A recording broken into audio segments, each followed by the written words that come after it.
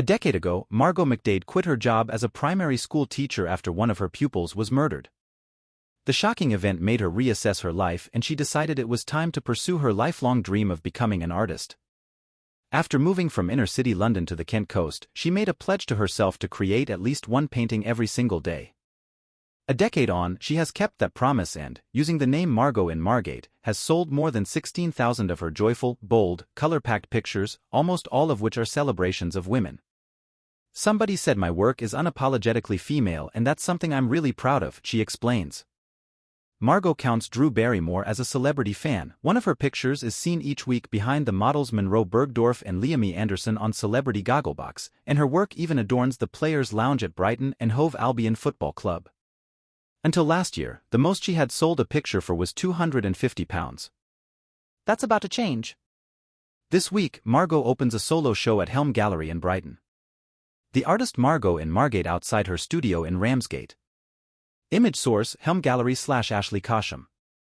Image caption. Despite being called Margot in Margate, her studio is actually in neighboring Ramsgate. Speaking in her Ramsgate studio with a brush in hand, she seemingly cannot stop painting. Margot explained how the trauma she experienced as a teacher in 2006 changed her life forever. "There was a little girl in my class. I was one of the people who put her on the at-risk register. And sadly, she was murdered, with her mum, by her mum's boyfriend, on the day he got out of prison. That really changed my life. At the time, after it happened, I remember thinking, actually I'm coping with this really, really well. Then, 3 months later, I looked like I'd had a stroke. My eye dropped and my arm went numb. I realized then that you have to have a reason for living, something that is going to make you want to get out of bed every morning, because I'd lost that. I couldn't get out of bed. I really was utterly broken by what had happened. A picture every day." Art played a huge part in her recovery. Back in the 1990s, she had moved from County Tyrone in Northern Ireland to study metalwork at Camberwell Art College. After the tragedy, she decided it was time to return to her original passion. "I realized that life was going by really, really quickly. I was 44 and I thought I need to get back to the things I love. The things that make me tick." She started to draw small pictures at a desk in her bedroom every night. In 2013, she committed to her one-painting-a-day odyssey. "It was never one drawing," she clarifies.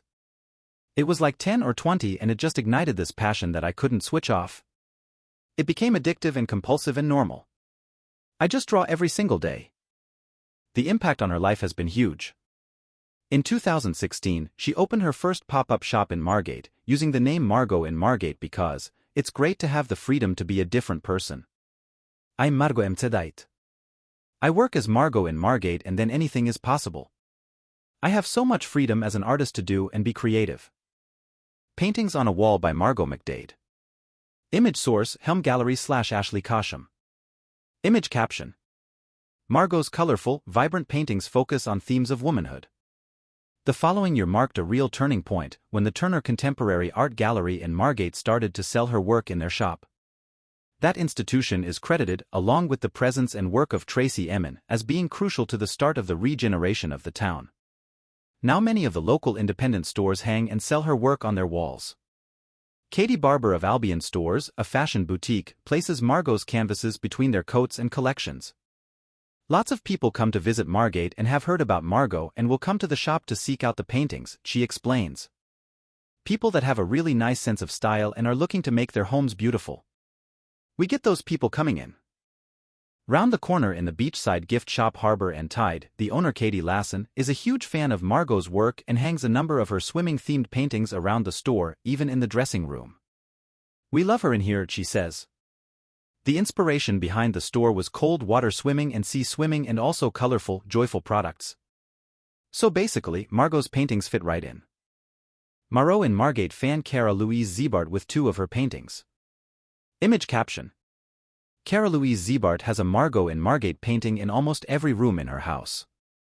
Across town, mega Margot fan Cara Louise Ziebart shows us round her house, which has a Margot in Margate painting in every single room, bar one. Her love for Margot's art coincided with finding out that her mum had cancer. Cara explains that, after her mum died, having Margot's work in the house every day gave me confidence and strength to carry on. "It really helped me to cope with my grief. There's hope, confidence and strength, not only in the colors, but also in the messages that are written on them, she says, indicating a painting with the phrase "Brave the stormy seas" emblazoned on it. That one, she says, was a particular source of comfort. Margot in Margate in Brighton. A 2-hour drive along the south coast, in Brighton, Margot is applying the finishing touches to her new solo exhibition, which features 126 pictures of women. The 54-year-old, who is the mother of 2 boys, stands in the middle of the gallery and becomes emotional while surveying her work.